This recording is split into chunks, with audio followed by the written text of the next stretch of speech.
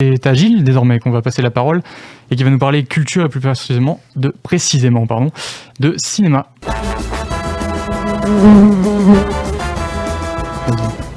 Alors merci Simon, donc oui moi je vais rajouter une couche par rapport à ce que Théo a dit. La crise, tout le monde en a marre, on en parle, on en reparle et on vous a bassiné encore une fois de plus avec ces mots-là. Mais heureusement, bonne journaliste mais aussi bonne vivante que je suis, je vais vous parler aujourd'hui de cinéma parce que oui, au-delà d'être un divertissement, le cinéma est et restera place de dialogue, de dénonciation, d'exposition et comme Jean-Luc Godard l'a si bien dit, nous ne voulons parler que de cinéma. Pourquoi parler d'autre chose ? Avec le cinéma, on parle de tout, on arrive à tout. Impossible néanmoins aujourd'hui d'évoquer notre très cher 7e art sans remettre une fois de plus la crise et ce foutu virus sur le tapis parce que oui, le confinement en France, c'est 99 jours de fermeture de salles de cinéma, 6000 écrans éteints, environ 60 millions d'entrées perdues, une perte de 400 millions d'euros et 100 films privés de sortie en salle, en temps et en heure. Résultat, une catastrophe, on va pas se mentir, difficile de dire si le cinéma allait ou non s'en sortir à l'issue de cette funeste période.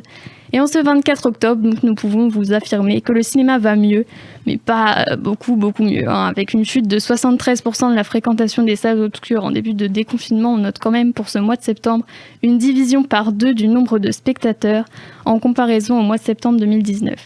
On observe néanmoins un pic de fréquentation, bien que bref, suite à la sortie du blockbuster Tenet de Christopher Nolan, annoncé comme le film qui allait sauver le cinéma, avec des guillemets bien sûr. Alors Tenet, justement, on va vous en parler parce que oui, je l'ai vu. Dernier film donc de Christopher Nolan, cinéaste de grand talent qui a notamment réalisé les fameux Inception, Interstellar ou encore Dunkerque. Tenet est un film d'action et de science-fiction, plutôt difficile à résumer sans s'en mêler les pinceaux, mais bon, on va essayer quand même. Donc Tenet nous emmène dans un univers futuriste dans lequel un agent secret appelé le protagoniste a pour mission d'empêcher l'arrivée de la Seconde Guerre mondiale qui ne sera pas une guerre nucléaire mais une guerre temporelle. Et oui, parce que les hommes du futur peuvent annuler leur passé en inversant la flèche du temps thermodynamique. Cette inversion du temps permet aussi d'inverser les armes, la balle ne sortira donc plus du canon mais rentrera dedans et de faire plein de choses vraiment pas très cool, on va pas se mentir. C'est compliqué d'en dire plus parce qu'on risque de vous spoiler. Ce film est une réussite, comme à l'habitude de Nolan. Les images sont belles et les scènes sont grandioses. Je pense notamment à la scène d'ouverture du film qui plonge directement le spectateur dans l'ambiance, ou encore la scène de la course-poursuite avec les voitures roulant dans 2 temporalités différentes. Ceux qui ont vu le film comprendront, les autres, allez le voir. Vous comprendrez donc tout ça en salle. Impossible donc de ne pas vous conseiller d'aller voir ce sublime blockbuster qui vous poussera à vous poser des questions auxquelles vous n'auriez jamais pensé avant, qui vous poussera à vous triturer les méninges et qui comblera vos yeux grâce à ses images de grande qualité et sa colorimétrie froide mais appropriée à l'ambiance.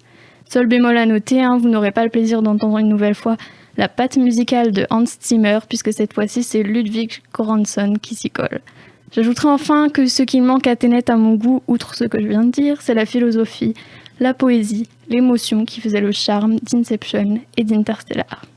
Mais c'est pas tout. Si les inversions de temps, les univers parallèles et les balles qui rentrent dans leur canon, c'est pas trop votre truc, alors optez plutôt pour Light of My Life de Casey Affleck. Ambiance bien différente ici puisque le film nous plonge dans un monde dans lequel être une femme n'existe plus. En effet, les femmes ont toutes disparu de la surface de la Terre, mais l'une d'entre elles, une petite fille qui s'appelle Rag, a survécu et tente de survivre dans ce monde où être l'une des dernières femmes, c'est être une proie. Pour survivre, le père de Rag, donc joué par Casey Affleck, l'a fait passer pour un garçon et ensemble ils errent sans fin et usent de stratégies pour s'enfuir au plus vite si jamais ils venaient à se faire repérer. On est donc ainsi sur un registre plus éloigné de Tenet, disons-le. Ici, c'est l'émotion qui domine puisqu'une certaine forme de stress. On vit avec Rag, cette fille sans fin qui lui vole son enfance et son innocence. Et on vit avec le père ce sentiment extrêmement pénible et horrible de se sentir totalement impuissant à sauver la personne qu'on aime le plus au monde. Je pense qu'il faut aussi souligner la performance de ces 2 quasi-uniques acteurs du film. J'ai nommé Anna Pniowski et Casey Affleck qui à eux seuls suffisent à nous faire ressentir tout un univers, toute une souffrance, mais aussi tout un amour qui les lie et qui les pousse tous les jours à ne pas abandonner leur lutte. On peut dire qu'ils crèvent l'écran. Et puis il est important de le mentionner, Light of My Life constitue une métaphore perturbante de la société actuelle dans laquelle, quel que soit notre pays, notre classe sociale ou notre âge, nous autres femmes sommes sans cesse des proies, et ça le film le retranscrit vraiment très bien. Bon, et puis si ni Tenet ni Light of My Life ne vous conviennent, je vous conseille vivement d'ouvrir votre journal, d'ouvrir le prospectus de la salle du coin que que vous avez récupéré en allant à la boulangerie et que vous avez coincé entre 2 pages de votre agenda, lui-même coincé au fond de votre sac entre les chewing-gums et le parapluie, et d'aller choisir un film par vous-même, au pif, en fait comme vous voulez, puisque vous êtes trop snob pour écouter mes gentils conseils, mais surtout, retournez au cinéma. Remplissez la moitié des salles, Covid oblige, je ne peux pas vous dire d'aller tous vous coller.